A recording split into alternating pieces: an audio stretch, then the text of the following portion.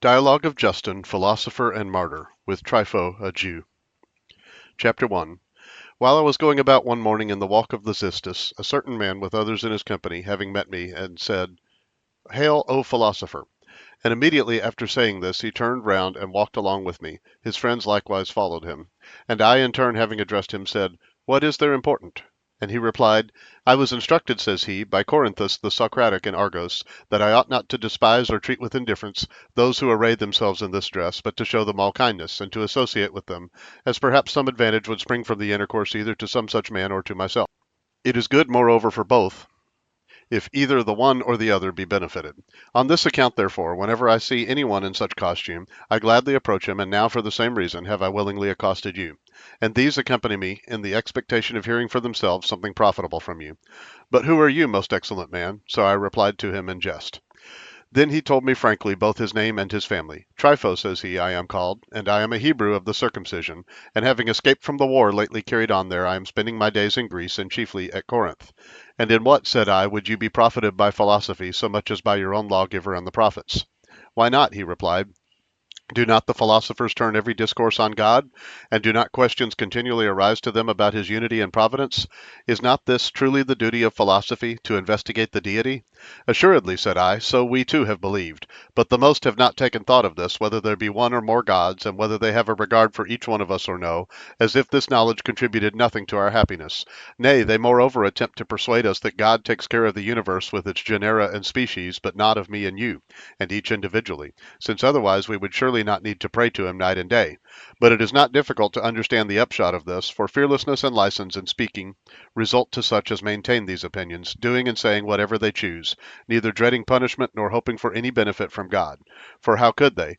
They affirm that the same thing shall always happen, and further that I and you shall again live in like manner, having become neither better men nor worse. But there are some others who, having supposed the soul to be immortal and immaterial, believe that though they have committed evil, they will not suffer punishment, for that which is immaterial is insensible, and that the soul, in consequence of its immortality, needs nothing from God. And he, smiling gently, said, Tell us your opinion of these matters, and what idea you entertain respecting God, and what your philosophy is. Chapter 2. I will tell you, said I, what seems to me, for philosophy is, in fact, the greatest possession and most honorable before God, to whom it leads us and alone commends us. And these are truly holy men who have bestowed attention on philosophy. What philosophy is, however, and the reason why it has been sent down to men, have escaped the observation of most. For there would be neither Platonists, nor Stoics, nor Peripatetics, nor Theoretics, nor Pythagoreans, this knowledge being one. I wish to tell you why it has become many-headed. It has happened that those who first handled it, i.e., philosophy, and who were therefore esteemed illustrious men, were succeeded by those who made no investigations concerning truth, but only admired the perseverance and self-discipline of the former, as well as the novelty of the doctrines, and each thought that to be true which he learned from his teacher. Then, moreover, those latter persons handed down to their successors such things, and others similar to them, and this system was called by the name of him who was styled the father of the doctrine. Being at first desirous of personally conversing with one of these men, I surrendered myself to a certain Stoic, and having spent a considerable time with him, when I had not acquired any further knowledge of God, for he did not know himself, and said such instruction was unnecessary, I left him and betook myself to another, who was called a Peripatetic, and he fancied shrewd. And, as he fancied, shrewd. And this man, after having entertained me for the first few days, requested me to settle the fee, in order that our intercourse might not be unprofitable. Him, too, for this reason I abandoned, believing him to be no philosopher at all. But when my soul was eagerly desirous to hear the peculiar and choice philosophy, I came to a Pythagorean, very celebrated, a man who thought much of his own wisdom. And then, when I had an interview with him, willing to become his hearer and disciple, he said, What then? Are you acquainted with music, astronomy, and geometry?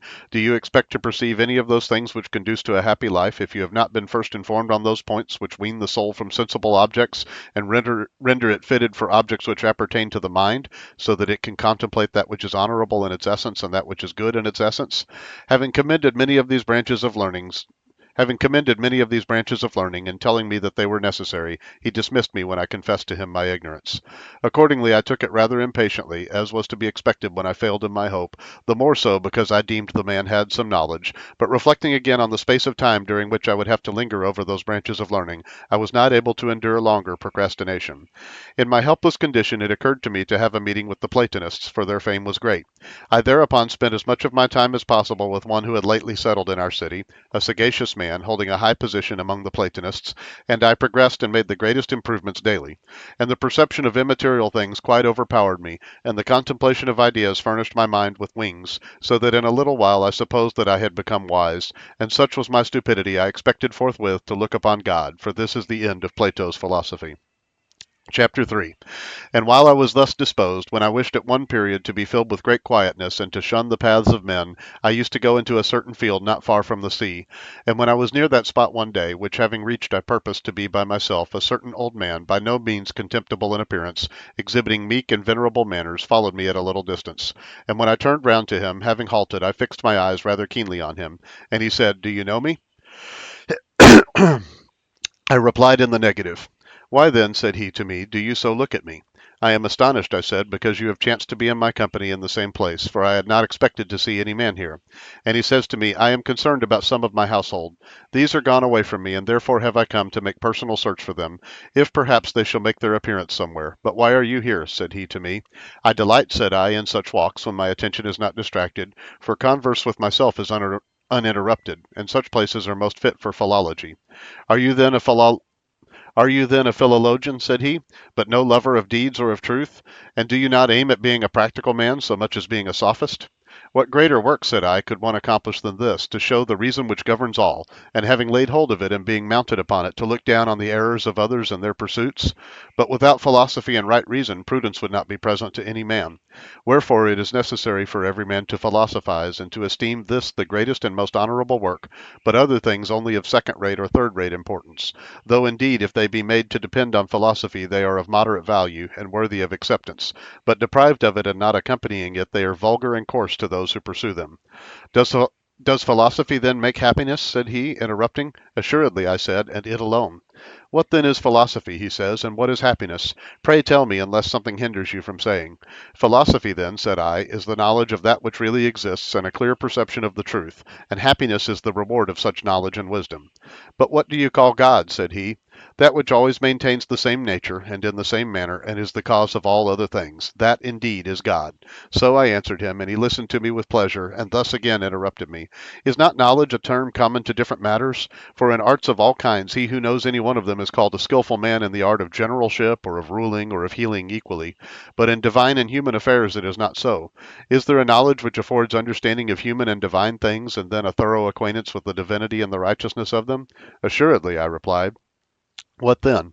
Is it in the same way we know man and God as we know music and arithmetic and astronomy or any other similar branch?" "By no means," I replied. "You have not answered me correctly then," he said, "for some branches of knowledge come to us by learning or by some employment, while of others we have knowledge by sight. Now if one were to tell you that there exists in India an animal with a nature unlike all others, but of such and such a kind, multiform and various, you would not know it before you saw it, but neither would you be competent to give any account of it unless you should hear from one who had seen it." "Certainly not," I said. "How then," he said, "should the philosophers judge correctly about God or speak any truth, when they have no knowledge of him, having neither seen him at any time nor heard him?" "But, father," said I, "the deity cannot be seen merely by the eyes, as any other living beings can, but is discernible to the mind alone, as Plato says, and I believe him." Chapter 4. "Is there then," says he, "such and so great a power in our mind? Or can a man not perceive by sense sooner? Will the mind of man see God at any time, if it is uninstructed by the Holy Spirit?" "Plato indeed says," replied I, "that the mind's eye is of such a nature, and has been given for this end, that we may see that very being when the mind is pure itself, who is the cause of all discerned by the mind, having no color, no form, no greatness, nothing indeed which the bodily eye looks upon. But it is something of this sort," he goes on to say, "that is beyond all essence, unutterable and inexplicable, but alone honorable and good, coming suddenly into souls well dispositioned on account of their affinity to and desire of seeing him." "What affinity, then," replied he, "is there between us and God? Is the soul also divine and immortal, and a part of that very regal mind? And even as that sees God, so also is it attainable by us to conceive of the deity in our mind, and thence to become happy?" "Assuredly," I said. "And do all the souls of all living beings comprehend him?" he asked. "Or are the souls of men of one kind, and the souls of horses and of asses of another kind?" "No, but the souls which are in all are similar," I answered. "Then," says he, "shall both horses and asses see, or have they seen at some time or other, God?" "No," I said, "for the majority of men will not, saving such as shall live justly, purified by righteousness and by every other virtue." Is it not, therefore, said he, on account of his affinity that a man sees God, nor because he has a mind, but because he is temperate and righteous? Yes, said I, and because he has that whereby he perceives God. What then? Do goats or sheep injure anyone? No one in any respect, I said. Therefore these animals will see God, according to your account, says he. No, for their body being of such a nature is an obstacle to them. He rejoined, if these animals could assume speech, be well assured that they would with greater reason ridicule our body. But let us now dismiss this subject, and let it be conceded to you as you say. Tell me, however, this. Does the soul see God so long as it is in the body, or after it has been removed from it? So long as it is in the form of man, it is possible for it, I continue, to attain to this by means of the mind, but especially when it has been set free from the body, and being apart by itself, it gets possession of that which was wont continually and wholly to love. Does it remember this, then, the sight of God, which is again in the man? It does not appear to me so, I said. What then is the advantage to those who have seen God? Or what has he who has seen more than he who has not seen, unless he remember this fact that he has seen? I cannot tell, I answered. And what do those suffer who are judged to be unworthy of this spectacle? Said he.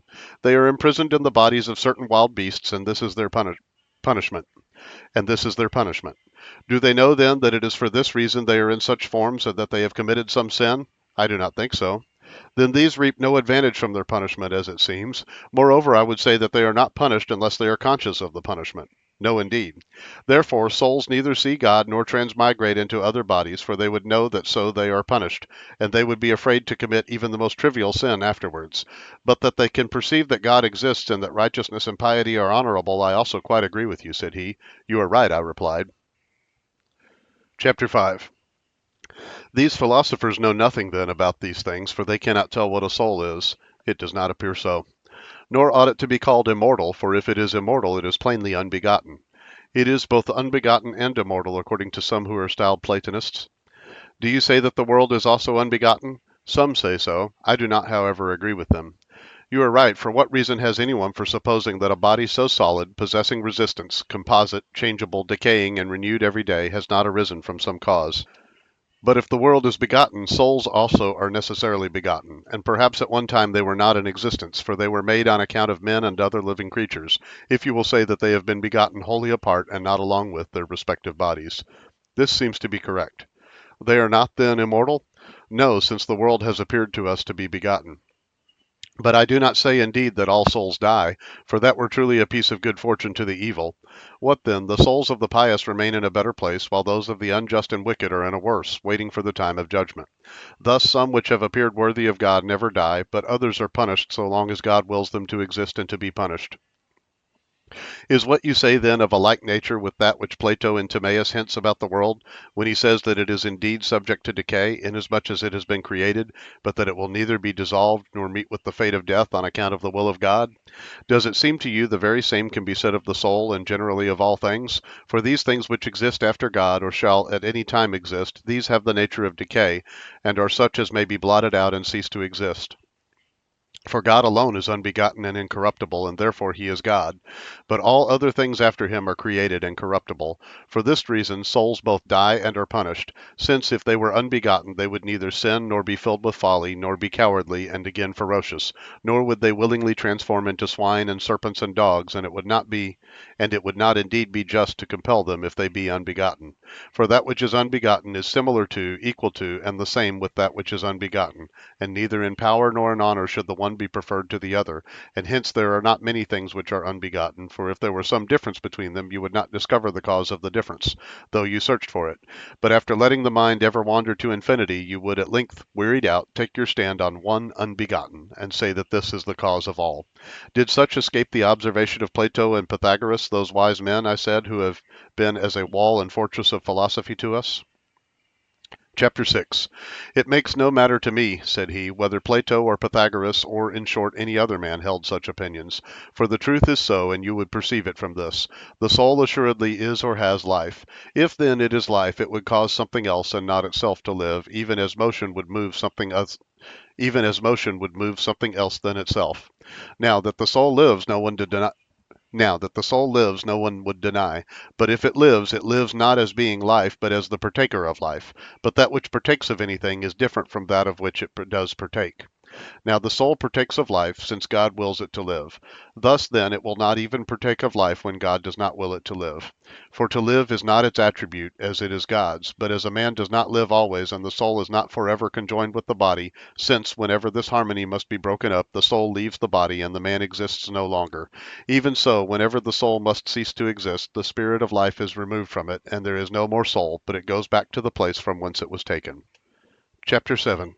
Should anyone then employ a teacher, I say, or whence may anyone be helped, if not even in them there is truth?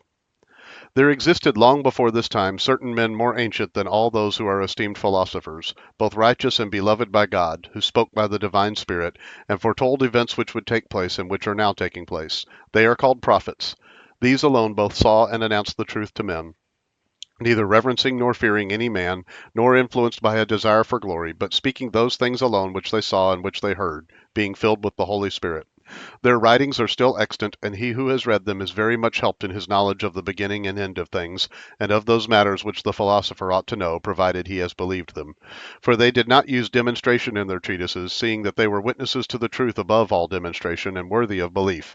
And those events which have happened, and those which are happening, compel you to assent to the utterances made by them, although indeed they were entitled to credit on account of the miracles which they performed, since they both glorified the Creator, the God and Father of all things, and proclaimed his Son, the Christ sent by him, which indeed the false prophets, who are filled with the lying unclean spirit, neither have done nor do, but venture to work certain wonderful deeds for the purpose of astonishing men, and glorify the spirits and demons of error.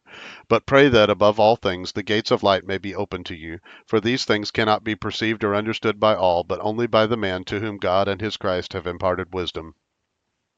Chapter 8.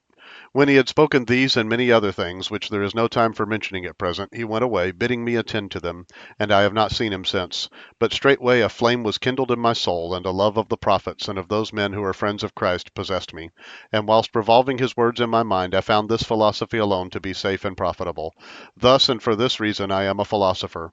Moreover, I would wish that all, making a resolution similar to my own, do not keep themselves away from the words of the Saviour, for they possess a terrible power in themselves, and are sufficient to inspire those who turn aside from the path of rectitude with awe, while the sweetest rest is afforded those who make a diligent practice of them.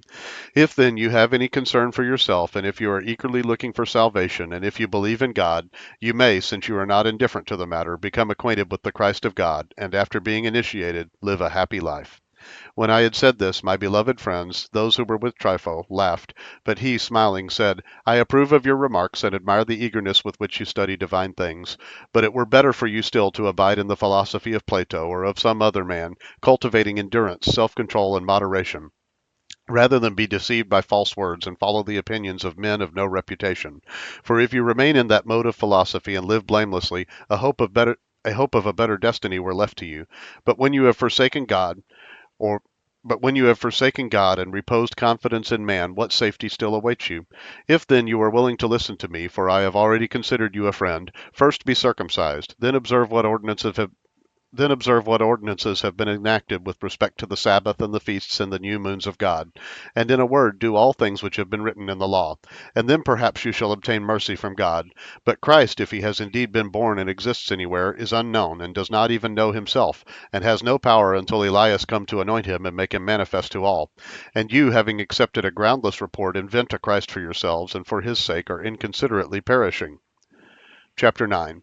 I excuse and forgive you, my friend, I said, for you know not what you say, but have been persuaded by teachers who do not understand the Scriptures, and you speak like a diviner, whatever comes into your mind.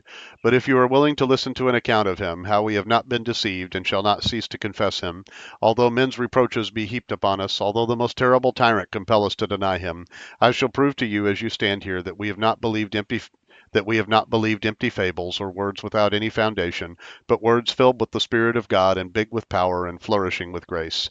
Then again those who were in his company laughed and shouted in an unseemly manner. Then I rose up and was about to leave, but he, taking hold of my garment, said I should not accomplish that until I had performed what I promised.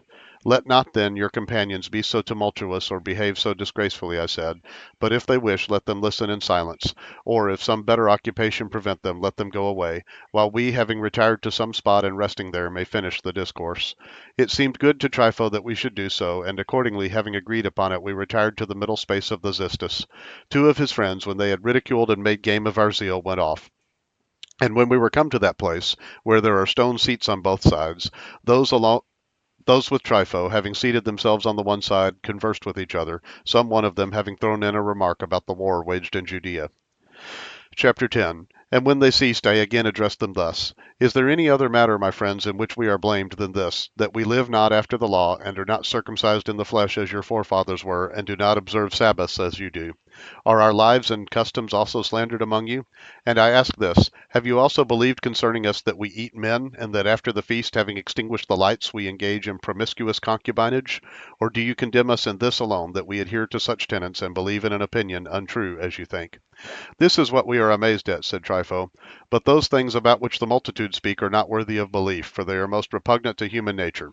Moreover, I am aware that your precepts in the so-called gospel are so wonderful and so great that I suspect no one can keep them, for I have carefully read them.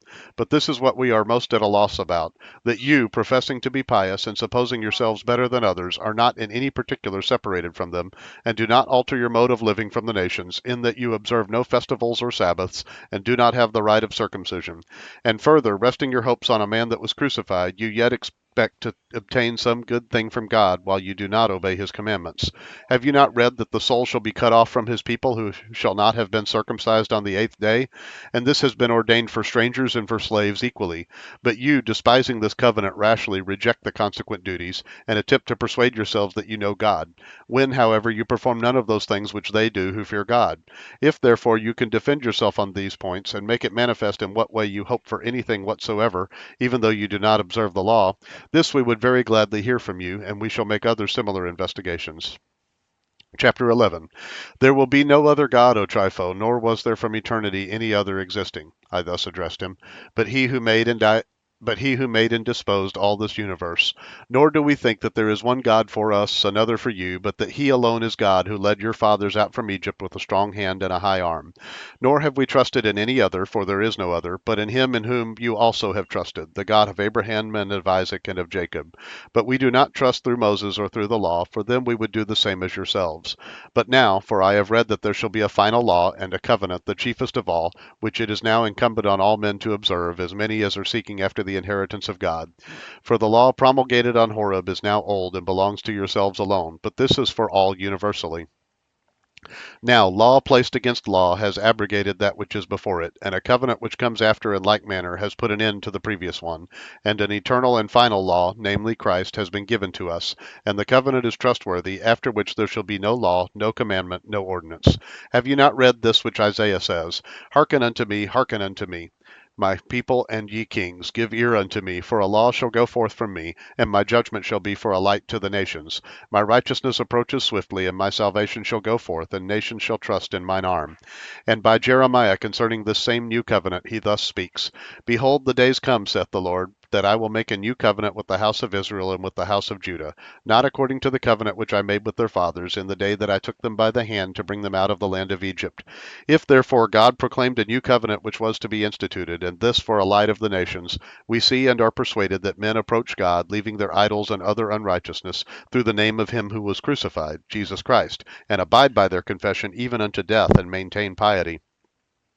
Moreover, by the works and by the attendant miracles, it is possible for all to understand that he is the new law and the new covenant, and the expectation of those who out of every people wait for the good things of God.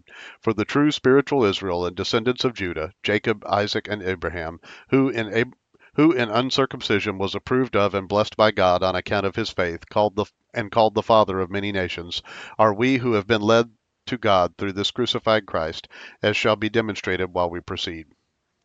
Chapter 12. I also adduced another passage in which Isaiah exclaims, Hear my words, and your soul shall live, and I will make an everlasting covenant with you, even the sure mercies of David. Behold, I have given him for a witness to the people. Nations which know not thee shall call on thee. Peoples who know not thee shall escape to thee, because of thy God, the Holy One of Israel, for he has glorified thee. This same law you have despised, and his new holy covenant you have slighted, and now you neither receive it nor repent of your evil deeds. For your ears are closed, your eyes are blinded, and the heart is hardened, Jeremiah has cried, yet not even then do you listen. The lawgiver is present, yet you do not see him. To the poor the gospel is preached, the blind see, yet you do not understand. You have now need of a second circumcision, though you glory greatly in the flesh. The new law requires you to keep perpetual Sabbath, and you, because you are idle for one day, suppose you are pious, not discerning why this has been commanded you. And if you eat unleavened bread, you say the will of God has been fulfilled. The Lord our God does not take pleasure in such observances. If there is any perjured person or a thief among you, let him cease to be so. If any adulterer, let him repent. Then he has kept the sweet and true Sabbaths of God. If anyone has impure hands, let him wash and be pure.